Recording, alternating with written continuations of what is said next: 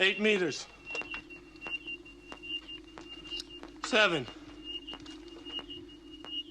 6. Can't be, that's inside the room. It's reading right, man, look. Well, you're not reading it right. 5 meters, man. 4. What the hell?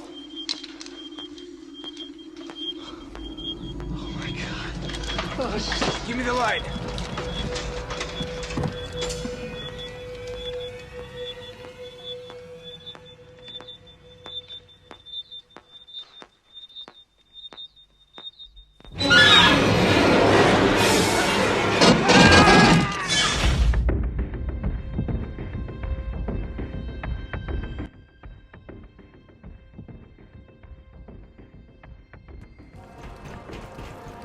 Swarm coming in.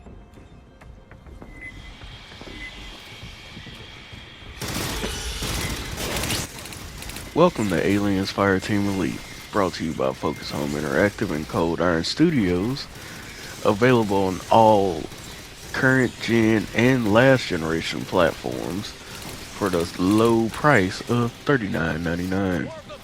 Is this one of the great Alien games, or does it fall somewhere in the realm of Colonial Marines? Stay for the review to find out.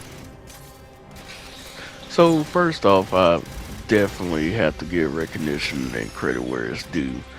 This is probably the most authentic Aliens game I have played in a long time.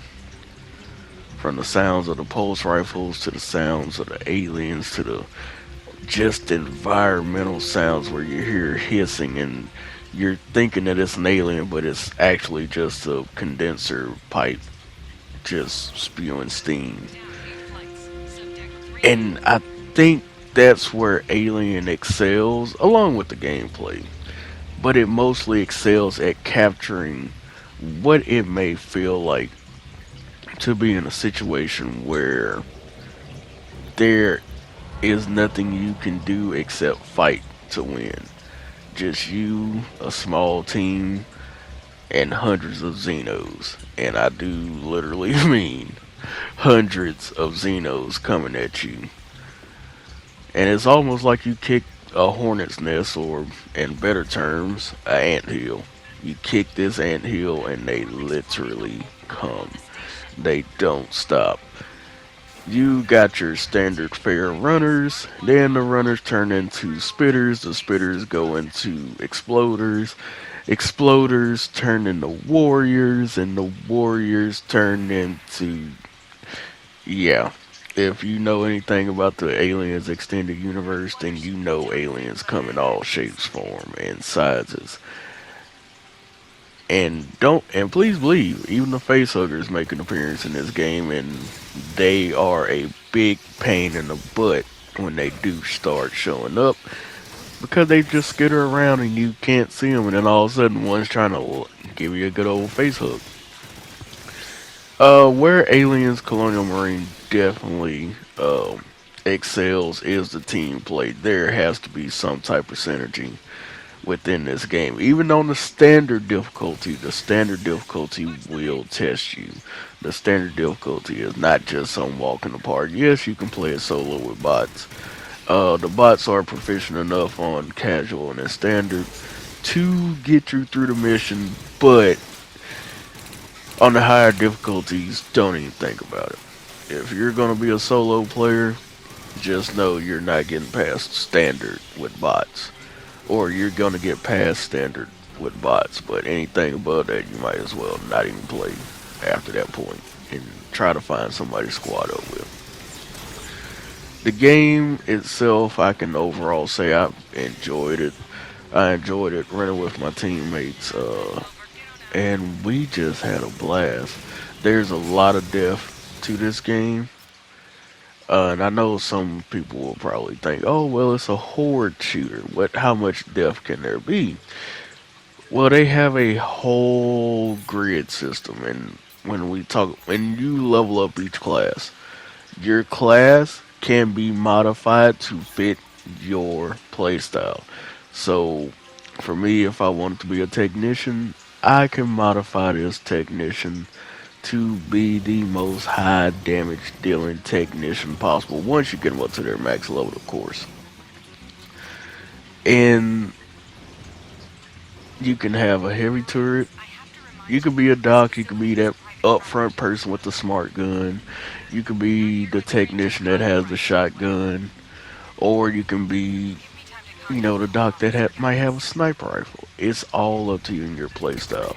The only negatives that I really can think for this game will probably be a lot of people might find the mission structure a little bit unforgiving because you just can't pause halfway through a mission and pick it up later.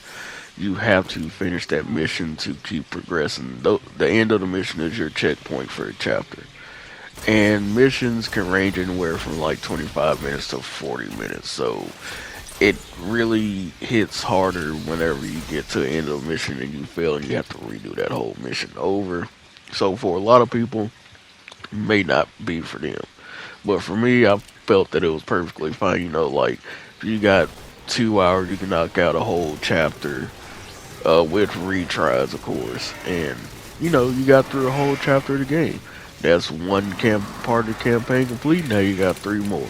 Plus, they also have a horde mode, which the horde mode is actually really, really rewarding because if you need to grind that extra little XP, once you finish the campaign, the horde mode unlocks. Go play horde mode, get you some extra rewards, get you some extra XP, get you some extra weapon attachments, because everything that you need is going to rely on you getting weapon attachments and increasing your combat rating. If you do not increase that combat rating, you are just pretty much going to be dead in the water at higher difficulties. And even at higher difficulties, it's all going to come down to team synergy.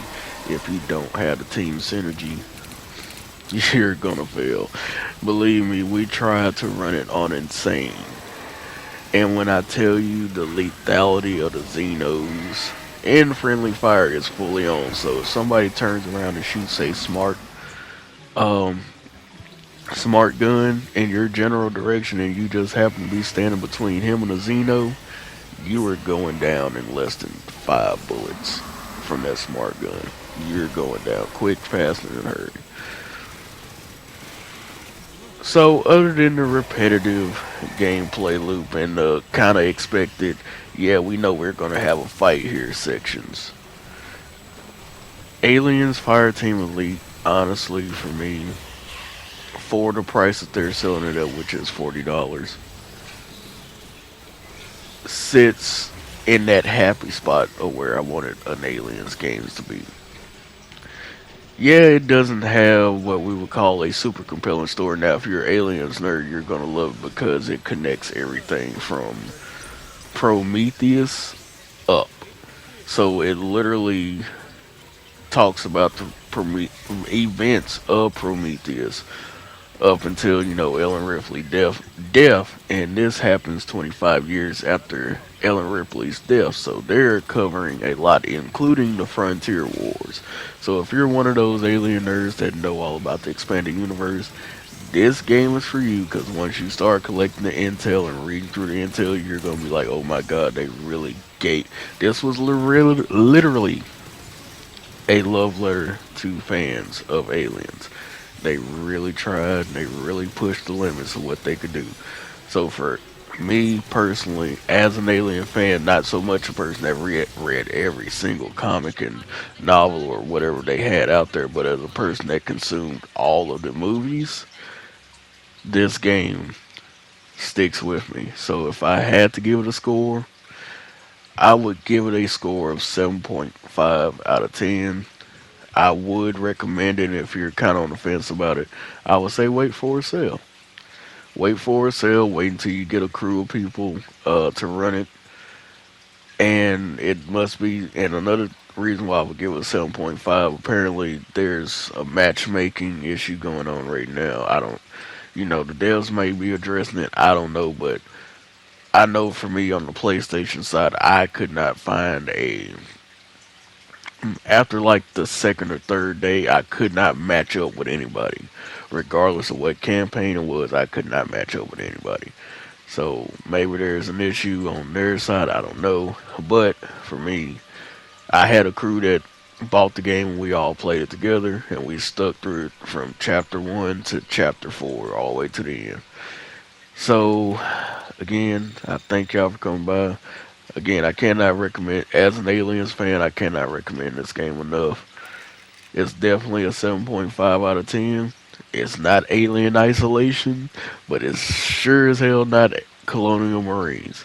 I can guarantee that you will have fun if you like Aliens games and you like having a frenetic, fun time. As always, this Stealth Guy Gaming. I hope you enjoyed, and I'll talk to you later.